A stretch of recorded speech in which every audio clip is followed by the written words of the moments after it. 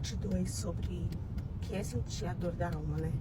O que é sentir um vazio desesperador, não olhar, conseguir olhar pra frente, ter esperança, ter sonhos ou enxergar a vida.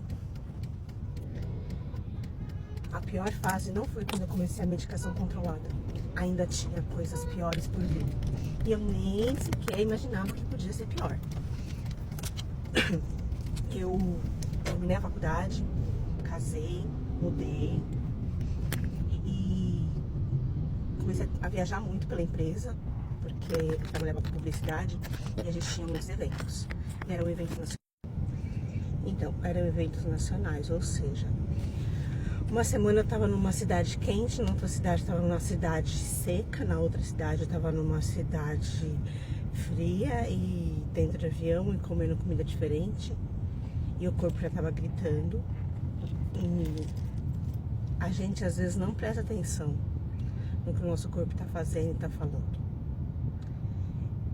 Eu estava ligada no automático.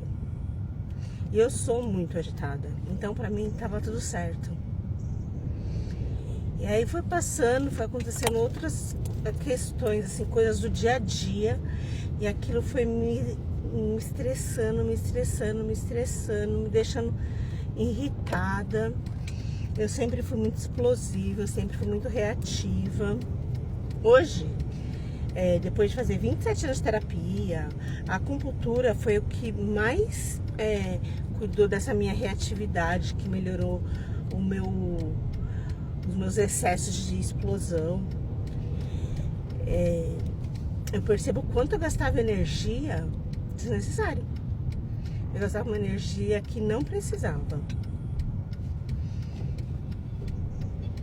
Hoje eu posso fazer o seguinte: tá me estressando, me irritando, eu bloqueio, eu excluo, eu não respondo, eu não vou, eu não tô. Eu deixo minha energia para gastar com aquilo que é realmente importante e necessário. Enfim, eu acordei um dia, eu estava morando numa casa em que a janela do meu quarto era uma janela imensa de vidro. E eu olhei, dava para ver o céu inteiro. Eu fiquei olhando pro céu e eu não tinha energia nem para levantar. Na época a gente usava Nextel, não tinha WhatsApp. E aí eu comecei, meu Nextel tocando, meu telefone tocando. Eu peguei e desliguei tudo. Como as pessoas estavam acostumadas a ter fácil acesso a mim, rápido, não demorou muito para chegar. Meu ex-marido apareceu na minha casa, aí apareceu meu pai, apareceu minha mãe, apareceu muita gente. Daí começou a saga. Os dias começaram a passar, eu passei no psiquiatra de novo, mexi em medicação, só que eu não conseguia reagir. Eu não conseguia pensar para fazer coisas que eu fazia, que pra mim era muito normal, comum, era, sabe, arroz com feijão. Eu não conseguia mais fazer isso. E, consequentemente, para quem tem uma empresa, para quem trabalha por conta, é ainda mais difícil, porque você recolhe seus impostos e tudo mais, a empresa ela não pode parar, ela depende de você. E a minha empresa, os clientes, eles estavam muito acostumados a ter acesso direto a mim. Desde quando eu era funcionária da empresa, antes mesmo de eu me tornar dona. Então, eles não queriam falar com os meus assistentes, eles queriam falar comigo. Tanto é que eles não ligavam para eles tinham um problema, eles ligavam direto para mim. Os dias foram passando e eu não conseguia responder. Eu não conseguia responder de jeito nenhum. Eu não conseguia sentar na frente da tela e fazer o básico de uma planilha. Comecei a perder prazo de fechamento de evento, de fechamento de edição, prazo para os colunistas, prazo para entrega de material. Eu simplesmente não conseguia pensar. Eu não pensava. E as coisas começaram a desandar, desandar, desandar. E aí você descobre que se você estiver doente, quem vai ficar do seu lado de verdade? Meu casamento começou a ficar ruim.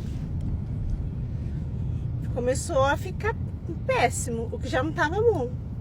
Porque quando a gente tinha namorado por 8 anos, já faziam 2 anos mais ou menos que eu estava casada. O primeiro ano foi tranquilo, né? Tranquilo. Eu já estava morrendo e não sabia. No segundo ano, ele começou a perceber que eu movimentava uma grande quantia de dinheiro. E ele começou a encostar em mim. E aquilo começou a me incomodar. Só que ali eu estava doente.